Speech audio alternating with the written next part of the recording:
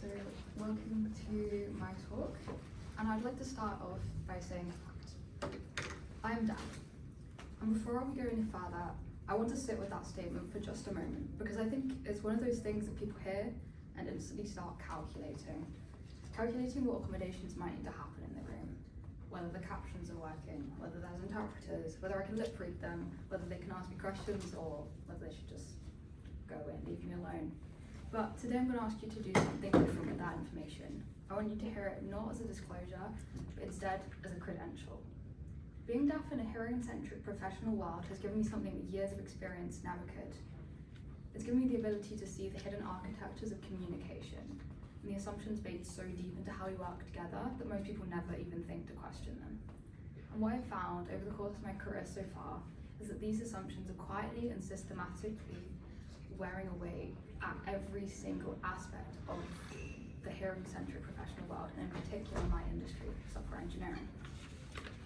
Let me paint you a picture that will be familiar to anyone working in anything to do with Agile, whether it's software engineering or anything else. Picture this: 9 a.m, stand up.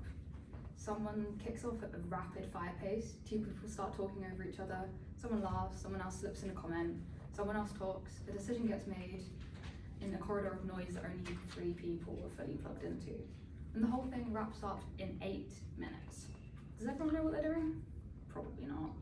Even for people with full hearing, I highly doubt that a single person in that room, apart from the one who made the decision itself, knows what's actually going on.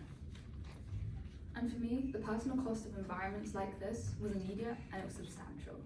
Elevated cognitive load, persistent bone-deep fatigue that isn't just physical tiredness, it's tiredness that comes from running a parallel mental process every single second of the working day and checking whether anything critical slipped through the net. And there's a particular kind of vigilance required when you know that the information environment is fundamentally not designed for you. Part of your brain is always doing triage, and you can never fully relax into a meeting. The deeper I got into this, and to understanding why certain environments were disabling me professionally, the more I began to realize that my deafness was not the issue. My deafness was the diagnostic tool. It was the instrument revealing pre-existing problems. The brittleness was already there. I was just the one who happened to feel it break. Now, in software engineering, we have a concept called a single point of failure, an element of the system that if something stops working, everything falls down, everything breaks down. And what I discovered is that most Agile implementations, as practiced in the real world, have a single point of failure built right into their foundations. And that dependency is perfect auditory access. Now, I don't mean being able to hear perfectly, because I'm sure everyone else in this room is able to do that completely fine. I mean able to hear clarity, without multiple voices talking at the same time, in variable acoustic conditions, while also processing content, tracking context, keeping up with everything, contributing meaningfully. And that's a lot to ask, but it is being asked in every single retrospective, standoff, every spontaneous hallway discussion, when something important gets decided. Now, my deafness exposed that fragility in the most visceral way possible. Once you see it, you can't unsee it. And what I'm here to argue today is that the solution is not a set of disability accommodations, it's a fundamental redesign of a system that was never perfect. This is not a fix for deaf engineers, this is a fix for everyone. Now, I want to take you through some specific areas where small changes in how we work together produce outsized results and improvements in income and outcomes. And now, I'm going to draw on cognitive science, in systems thinking, and a fair bit of hard-won personal experience. And I promise you, by the end of this talk, you're never going to look at a poorly lit meeting room the same again. Now, I want to start somewhere that might surprise you: lighting. It's often seen as an aesthetics choice or a health and safety checkbox, but this time we're going to view it as a fundamental variable in the quality of collaborative work. Now, I know that sounds like I'm going to get into lux levels and color temperature, and we'll get there, but first we'll start with the basics. I want to make a broader point about why visual conditions matter at a neurological level. In human-computer interaction and cognitive ergonomics, there's a well-established principle, which is visual clarity directly correlates with processing efficiency. When we can see clearly, we process faster, we make fewer errors, and we expend less mental energy on decoding input. Now, for deaf individuals, Adequate lighting is fundamental to even starting a conversation. If I can't see your face clearly, if you're backlit, if you're in shadow, if you're on Zoom and the video is compressed you into just a grey smear, you're no longer a person, you are that grey smear. I cannot read your expression, I can't lip read. I am functionally excluded from the conversation, full stop. Now, but here's what I want you to take away from this, because I'm not making a point about deaf people. The research on cognitive load tells a compelling story for everyone in the room. Cognitive load theory, developed by John Swaller in the 1980s and extensively built upon since, distinguishes between the types of cognitive load. There's intrinsic load, which is the inherent complexity of what you're trying to grapple with. There is germane load, which is the mental effort that you're devoting to actually learning and integrating new information. And finally, there's extraneous load, which is the effort expended not on the task itself, while wrestling with the conditions in which you're trying to complete it. Now, poor lighting increases extraneous load. It forces your brain to work harder to decode faces, to parse expressions, to compensate for ambiguity in visual signals. And that effort comes directly out of the cognitive budget that you had available for the actual work. It's not a neutral tax, and it degrades performance in ways that are measurable and significant. Studies in workplace ergonomics consistently show that improved lighting enhances task accuracy, it reduces fatigue, and this is the part that I find most interesting, improves social perception. Our ability to actually read other people, to accurately interpret their emotional states, their engagement, their agreement or their skepticism towards an idea is markedly better when we can see them clearly. Social presence theory tells us that when people can clearly perceive one another, they report higher levels of trust, greater empathy, and deeper engagement with the conversation. Now translate that into Agile. A stand-up where participants can clearly see each other produces more accurate updates, not because people are being more honest or anything else, but because the non-verbal cues that signal I'm confused or I disagree or I'm overwhelmed become so clearly processed and received. Misunderstandings can surface faster, and emotional dynamics in conflict situations are much easier to navigate. The whole bandwidth of human communication, not just the verbal channel, becomes available. From a systems perspective, what good lighting does is it increases visual bandwidth. When I can clearly see your face, I'm directly receiving that information rather than guessing at it. And Agile, at its core, is about shared intent. It's about a team moving forward together towards a common goal with a common understanding of where they are. And visual clarity is a primary mechanism through which that shared intent gets established and then maintained. So the next time someone proposes a meeting room with a window directly behind the presenter or sets up a video game where half of the participants are sitting in a shed somewhere on their own in the dark, I want you to think about it as a genuine degradation of the performance and then do something about it. Now let's talk about noise. And I want to start by acknowledging that the irony is not lost on me, a deaf person giving a talk about noise. But bear with me, because the research on this is genuinely fascinating, and the implications for how we design our work environments are profound. Now, noise is dismissed usually as a matter of personal preference. Some people like background noise, some people like complete silence, some people like a mixture of both. But it's treated as a taste thing, a personality thing, not a system design issue. But attention research tells a very different story. Selective attention theory demonstrates that human beings are fundamentally incapable of fully processing two auditory streams at once. We can focus on one, we can switch rapidly between several, but we cannot actually process multiple auditory streams at the same time. Now, what we experience as multitasking in noisy environments is actually serial processing at speed, and each switch comes with a cost. Now, that cost has been quantified in work in what researchers call attentional residue. When you shift your attention from one task to another, some proportion of the last task remains in your brain. You are still thinking about that last task. They linger and they actively interfere with your performance on the new task. So in a noisy, open plan office where conversations bleed across desks, background chatter is everywhere, and there's a constant audio wallpaper, the effect compounds. You're never fully present. You're always partially occupied with residual processing from whatever caught your ear 30 seconds ago. Maybe 30 minutes ago, it's still there. For deaf participants, noise creates a compounding of challenges that is hard to overstate. Lip reading becomes hard, if not impossible, as sound interferes with lip reading and concentration. Automated captions, which are already imperfect, degrades significantly in noisy conditions, both because the speech is being harder to distinguish and it's harder to fill in the gaps when Zoom comes up with a caption that makes no sense to anyone. Now, the entire experience of participation shifts from being, I've missed a little bit, to I have absolutely no clue what has just gone on. Now, I want to give you a technical analogy for this because I think it captures the severity better than any psychological framing. In networking, we have the concept of packet loss. When data packets are lost in transmission, the system doesn't just miss a bit of information, it triggers retransmission protocols.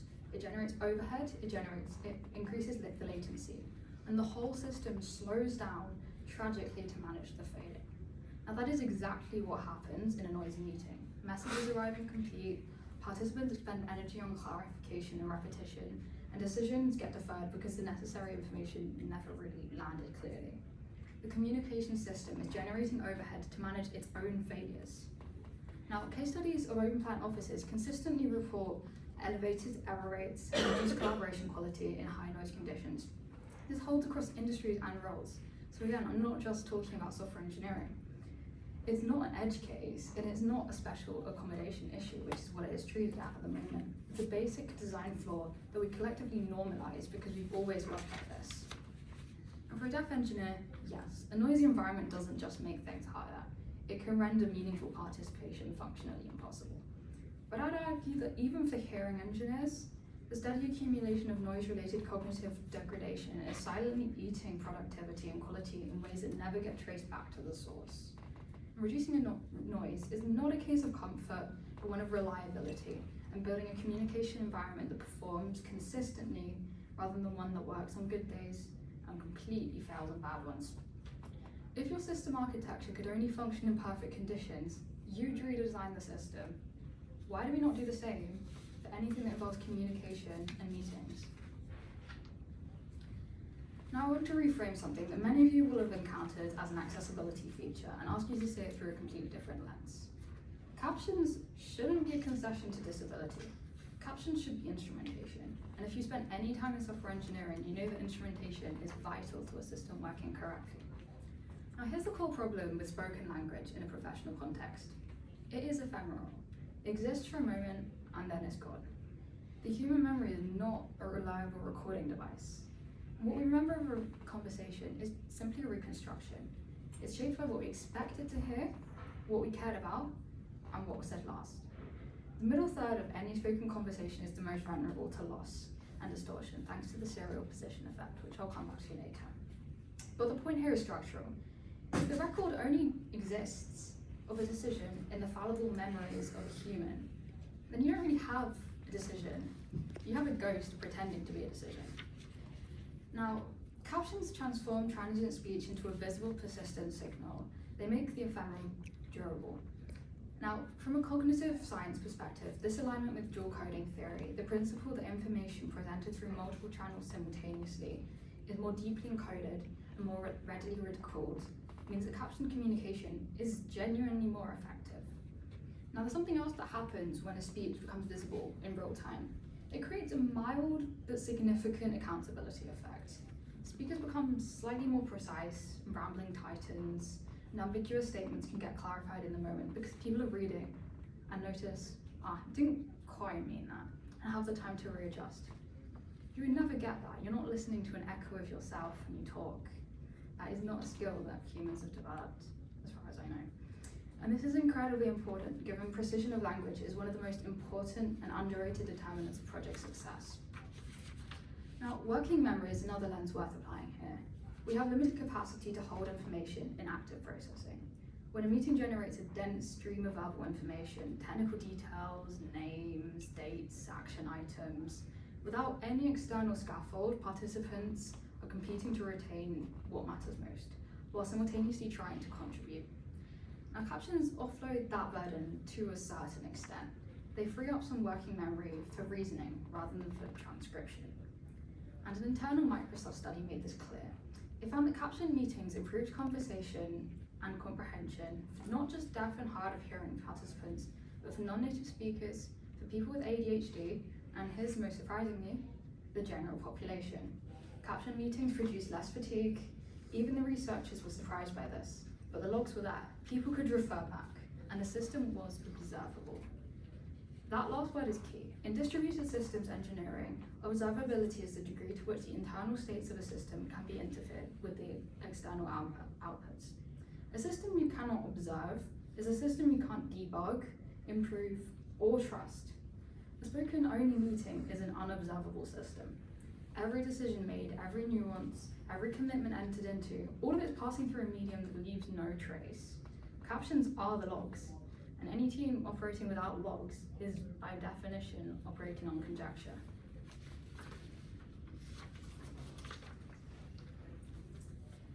Humans are not parallel processes when it comes to spoken language, believe it or not, even though most people seem to think that. We are sequential. We can process one stream of coherent speech at a time, like I mentioned previously. Everything beyond that is a degradation. The turn-taking theory, which emerged from sociolinguistics in the 1970s, establishes that effective communication is fundamentally dependent on the predictable speaker transitions. We have elaborate learned systems for signaling that we're about to stop speaking, we want someone else to speak, and that we've done speaking. When those systems break down, when multiple people speak simultaneously, when multiple people want to talk over each other, the consequences ripple through the entire conversation. For deaf participants, overlapping speech is catastrophic. Lip reading relies on being able to track one speaker at a time. It is impossible. Automated captions collapse under the weight of concurrent voices, and the experience stops being "I missed a bit," and once again stops being the entire conversation, and communication has collapsed and I have no idea what I'm meant to be doing right now. But for hearing participants, the consequences, yes, they are less severe, but still significant. And studies show consistently that in overlapping speech situations, people process the louder or more familiar voice first, more so than others. And this is to a significant degree, some studies showing up to 80% more likely to pick up the more familiar or louder voice. Now this creates a systematic information asymmetry, because some participants will have more data than others, and those with more data are typically the ones who already have the floor. They're more confident. The people most likely to interrupt people are the people that are already speaking. This is a dominant hierarchy, masquerading as a conversation. And the engineering analogy here is a race condition, a situation where the outcome depends on the situation and the sequence of timing of uncontrollable events. We spend a considerable amount of effort eliminating race conditions from production systems because they produce unpredictable and non-reproducible failures. And we enforce serialization in critical sections. We use mutexes and locks and careful design principles to ensure that shared resources are accessed in an orderly way. And then we walk into the stand-up and we let 5 people talk at once. The principle of one person speaking at a time is not a restrictive imposition on lively discussion. It's the correct and optimal approach for a communication system that needs to reliably transmit information to all participants. Structured turn-taking increases participation from quieter team members, as research on psychological safety consistently demonstrates. It creates conditions where people who need a moment to formulate a thought, and that can include a lot of very brilliant people, and actually contribute rather than being perpetually outrun by those who speak faster and quicker and louder. And before anyone says, hold on, that would make meetings feel stilted, I want to push back on that gently. The meetings that feel stilted, the ones where people are performing with energy rather than true good ideas. A meeting where everybody knows that they can have the floor and will have the floor is a meeting that we want to strive for in any industry, whether it be software engineering, business analytics, or anything else for that matter. Structure and humanity are not opposites. And in fact, the teams that I've worked with that have the best banter, the best times outside of work, and the most genuine connection are often the ones that have the most intentional communication norms. And that's certainly not a coincidence. Now, human memory is not an archive, it's a reconstruction engine. Every time you access a memory, you're not retrieving a stored file, you're rebuilding an approximation of the past. Keyword, approximation. This is shaped by everything that has happened since. Now, rather than being seen as a bug in human memory, this should be viewed as an extraordinary feature of humans, because this allows us to update our understanding, build upon prior understanding, and reinterpret the past in light of new information that we've since learned. But in a professional context, this leads to a significant problem: verbal-only decisions decay. Apply the serial position effect mentioned earlier to a 60-minute meeting. The decisions made in the first 10 minutes benefit from primacy. The decisions made in the last 10 minutes benefit from recency. Everything in the middle is at the mercy of whichever participants have the best working memory, the best prior knowledge, the least distraction. Recency bias compounds this. We weight recent information way more heavily than older information, which means the last thing that was said in a meeting has a very big disproportionate influence on what gets remembered as the meeting's conclusion. This can produce some damaging outcomes.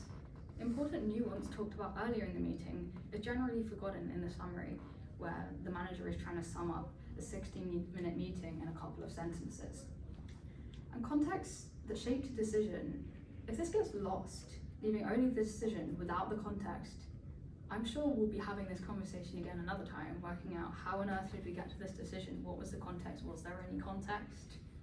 Meeting minutes and summaries are a canonical data store, and they externalize the record of decisions, rationales, and commitments in a form that is not subject to the distortions of human memory.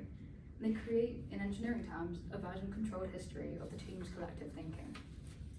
Teams that invest in robust documentation practices demonstrate consistently better outcomes on a cluster of metrics that matter enormously: onboarding time, decision quality, conflict resolution speed, and reduction in repeated work. New team members who have access to well-maintained decision records do not need to spend weeks going out to different people saying, what do you do? What do you do? What did you do last month? What did you do 2 months ago? Because the person they're asking probably doesn't even know the answer to that question. Instead, they can read, they can trace their reasoning, they can ask informed questions rather than uninformed questions, because no one likes a stupid question. And there's also an accountability dimension that's worth naming directly. When decisions are documented, who made them, when, on what basis, what information, what context did we have before, there is a natural tendency towards clearer thinking and more careful commitment. Not because people become afraid of being held to account, but because the act of committing something to a record invites the final check. Did I really mean what I said? Is this actually what we've agreed? And that check performed consistently prevents a remarkable amount of downstream confusion. For deaf engineers, and for anyone who's experienced the particular frustration of being told, oh, we discussed this in the meeting that you missed, with no accessible record, minutes and summaries are not optional tooling. Well, they shouldn't be. They should be basic justice, and not just basic justice for deaf engineers. They should be basic justice for everyone. They're the baseline of an inclusive system. Everyone deserves to work in a team where things get remembered that they've decided. I want to talk about furniture. Weird place we've got to, I know. Specifically, I want to talk about the shape of the space we occupy when we talk to each other, because the research on this is both clear and consistently ignored in how we design workspaces and meeting rooms. Imagine a typical boardroom layout: long rectangular table, chair at the end, the most important person sitting in that chair, and everyone else sitting in the rest of the table. As you can imagine, it's probably the most important person at the end, second most important people, filtering all the way through to the junior engineers who's just joined the team. Now, people speak to the person at the head, and contributions are implicitly addressed upwards. Lateral conversation is discouraged by both the layout and the norms that this layout creates. And research in social psychology consistently demonstrates that circular layouts produce fundamentally different conversational dynamics. Perceived hierarchy is reduced, not eliminated, but genuinely reduced, when all participants are equidistant from a shared center. People look at each other more, they address each other more directly, and the geometry creates an implicit norm of equivalence. For deaf participants, the practical states of seating geometry are high and immediate. In a circle, I can see everyone's face. I can track the room, I can follow the thread of a conversation, pick up the nonverbal cues that suggest that someone's about to speak. I can move my gaze following the speaker. In a boardroom layout, half the room may be behind me. Probably behind me, because I'm probably at that end of the table and can't see anyone. The geometry of the room determines, in a very direct sense, whether I'm in the conversation or whether I'm simply in the room where a conversation is happening. But what that conversation is, who knows? But the implications are broader than accessibility. Enhanced facial visibility supports what researchers call social signal processing, our evolved ability to rapidly extract information about emotional states, intentions, and social dynamics of the group. And we can see each other clearly and fully. We activate mirror neuron systems, which allow us to model each other's experience. We become more empathetic, more accurate in our interpretation of other states, more capable of the kind of high trust communication that effective collaboration requires. And in retrospectives particularly, this matters enormously. Retrospectives ask people to do something genuinely difficult, to be honest about failures in professional contexts, to raise concerns that might generate conflict, to give and receive feedback across lines of seniority and expertise. And the geometry of the room either supports or undermines that process. A circle or any other arrangement where everyone can see each other clearly increases the likelihood that real things get said and that those things are heard and responded to constructively. Personally, if I cannot see your face, I cannot fully trust the interaction. Now, that's not a psychological quirk, it's a rational response in response to an information-impoverished environment. But I think it's true in a broader sense too. Trust is built through the accumulation of small, legible signals, the nod of recognition, or the moment of visible struggle, or the authentic smile from genuinely finding something funny. And those signals require proximity and visibility. They require a room that is designed to surface them. Agile without trust has the right words, has the right ceremonies, the right meetings, the right cadence, but nothing is real. And that's the problem. Nothing real is being exchanged. Circle seating is one way of insisting the conditions in which genuine communication becomes possible. I want to end the main body of this talk with something that I think is often the missing piece in conversations about accessibility and inclusion. Where does the responsibility actually live? The conventional model of disability accommodation places responsibility with the individuals. The deaf person asks for captions, the wheelchair user asks for a ramp, the person with dyslexia asks for the document in a different format. The system remains unchanged. The individuals who need it often have to carry the burden of identifying the problem, articulating the need, navigating whatever process it may be that they have to get in order to get that accommodation. And this often happens imperfectly, often with a cost in time or energy and the social capital that individual has to expend by keeping on asking for things. And this is not fair. But more than that, this model has a fundamental flaw to anyone who's thought carefully about systems design and will recognize immediately. It creates a single point of failure. The accommodation only happens if the individual asks at the right time, in the right way, asks the right people, asks in the right way, the system responds to them. If any single part of that chain doesn't happen, we do not have the accommodation. The system has no resilience. It has no redundancy. It is optimized for the case where everything works perfectly, which is the case that requires the least optimization. Research on the bystander effect tells us something important here. When responsibility is diffused across many individuals, each individual assumes that someone else will act.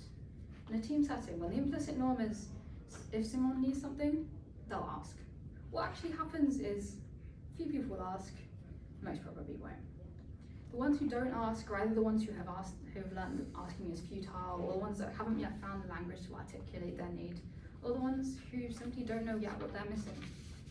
Allyship represents a different model. It says, we build the system for the full range of people who will use it without requiring those people to individually identify themselves as needing special treatment.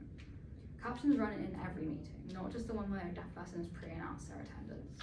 Written updates are the norm, not the accommodation. Circle seating is the default, not the exception. The system is designed to be accessible, which means that it's designed to be robust. The teams that I've worked with that have implemented these practices as standard operating procedure are consistently the ones that perform the best. Now, it's not because of some mystical equity dividend, though I do believe in that, but for concrete, measurable reasons. They have lower information loss, less cognitive overhead, more equitable participation, better documentation, and high levels of that psychological safety that enables honest communication. The accessibility design and performance design turn out to be the same design. It's not a coincidence. And allyship also changes the culture of a team in ways that are hard to quantify but easy to fill. When the implicit norm is, we design for everyone, a quieter thing starts to happen. People feel safe to disclose needs they might have otherwise not disclosed. The engineer who struggles with ADHD and benefits enormously from written updates. The team member who's a non-native speaker and wants to grab onto every single visual cue that they can get. The introvert has something valuable to say, but cannot get into a conversation that runs on interruption. When the system stops demanding that everyone fit in the same mold, more of those people can contribute fully. And that is where the real performance dividend lives. Now, I want to close with something that I've been asked many times when I tell people about my opinions on this topic. Am I really saying that all of this makes teams slower? The overhead of captions and written updates and structured turn-taking and documented decisions is the cost that we have to pay? The answer is no. Emphatically, categorically no. And I want to explain why with some precision, because I think that the framing of accessibility as a performance cost is one of the most damaging and persistent myths in how organizations think about inclusion. Every one of the practices I've described today has a direct return on the thing it costs. Written updates take 10 minutes to produce and save 30 minutes of meeting time. Captions eliminate a whole category of follow-up communications caused by misheard or misremembered information. Documented decisions prevent relitigation of already settled queries. And structured turn-taking surfaces contributions that would otherwise be lost, and some of those contributions are the best ones in the room. These are not accommodations that slow the system down, they are improvements that make the system more reliable, more observable, and more efficient. The deeper point I've been building towards this whole talk is this. Accessibility and performance are not in tension. They are expressions of the same underlying design principle, a system that works well for people with the widest range of needs, sensory, cognitive, linguistic, temperamental, is a system that has been forced to make its assumptions explicit, to externalize its dependencies, to build in redundancy and observability. And those are exactly the qualities we prize in software engineering and software systems. And they should be the exact same qualities that we design for collaborative systems. And yes, my deafness was the constraint that made those design failures visible to me. But the failures were not created by my deafness, and they don't end with me. Every team I've described, the one with terrible lighting, noisy open plan, verbal-only decisions, overlapping stand-up, that team is underperforming. Not dramatically, perhaps, but not in ways that appear on any tracking either, but steadily, consistently, in the accumulated friction of a system that was built for a narrower range of people than it actually contains. Deaf inclusive teams are not slower. Deaf inclusive teams are more observable, more fault tolerant, and more sustainable. They have a lower bust factor, better documentation, and more equitable participation, and higher psychological safety. They have built, often without fully intending to, the kind of collaborative infrastructure that scales, that survives turnover and remote work, and organizational challenge and change, the thousands of other stresses that come with working in a team in the modern day. So I never asked for teams to slow down. I asked for teams to make their work visible and stop relying on a communication channel that was never reliable as everyone supposed it was, to design systems that could tell you at any moment what they were doing and why. If your Agile process only functions effectively when every participant in the room has perfect auditory access, then it was never truly Agile. And all I've ever asked, all any deaf engineer ever asks when they push better practices, is that we build the real thing. Thank you for listening, and please do feel free to follow me on LinkedIn. And also, there's a great charity called RNID, which is the Royal National Institute for Deaf People, and I'm doing the London to Brighton cycle for them in September, so the link is also there for that. And they are also part of the thing at the moment that have got a big focus on deaf inclusive practices in teams. So yeah, hope you enjoyed the talk.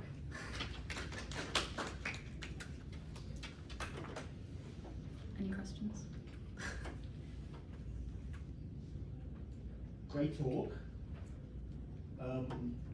My question is about,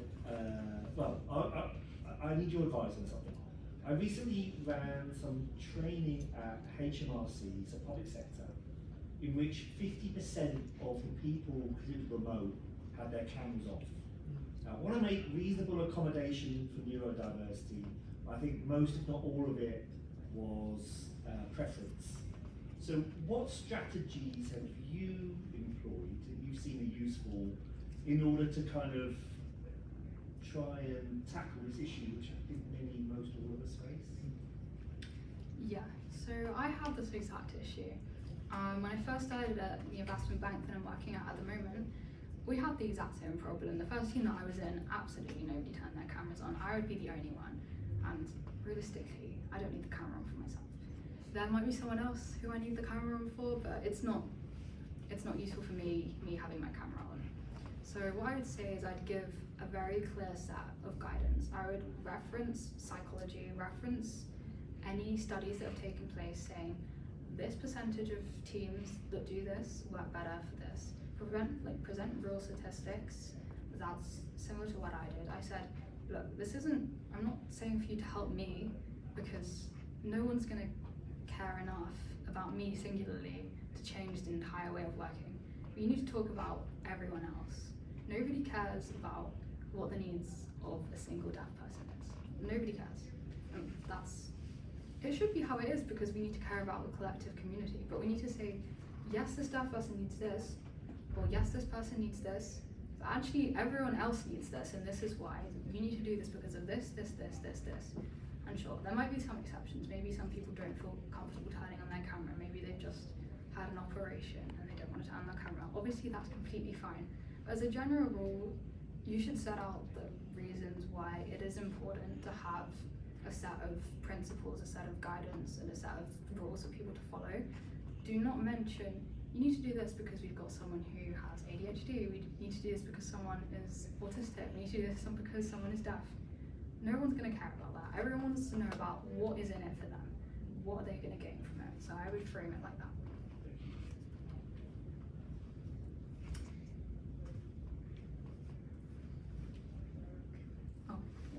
I guess on a similar theme, are there any,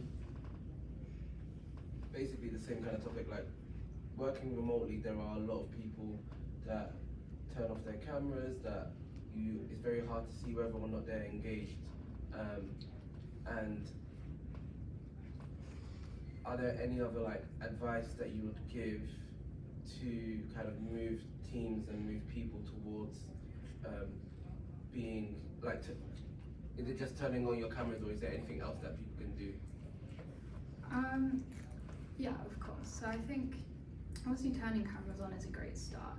I would say another thing that I was clearly mentioning throughout my talk, and I think is a really important thing, is the importance of note taking.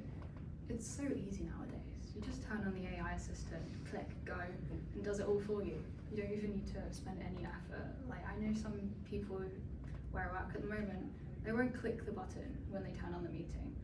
It doesn't make any sense. The button's right there for you to press, and you don't press it. It takes about half a second to press the button that says AI assistant and record, and it gives you a whole entire meeting summary. There is no reason not to click that button. Even if you don't think it's going to be helpful for you, it might be helpful for someone else, might be helpful for someone who's ill at home. It takes half a second and will save you so much time. I think turning on cameras, taking good notes, also asking appropriate follow-up questions. So usually if I want to check my understanding, I would like people to ask me, okay, have you actually understood what's going on? But rather than asking, have you understood what's going on? Because obviously, I'll probably just say yes, let's be honest. I'll probably say yes, let's move on. Cool, I understood the whole meeting. And that's probably potentially not true. So what you can say instead is more specific. So, oh, can you tell me your next steps for this project, which you would have discussed on this? Can you give me a recap of what your interpretation of this meeting was? So asking sensible questions that actually answer and have relevance to the meeting itself, rather than saying, was that useful? Or was that good meeting? Did you learn anything? Did you understand? Because everyone is just going to say that yes, they did. They understood everything 100%, and even for everybody else in the team, that's probably not true.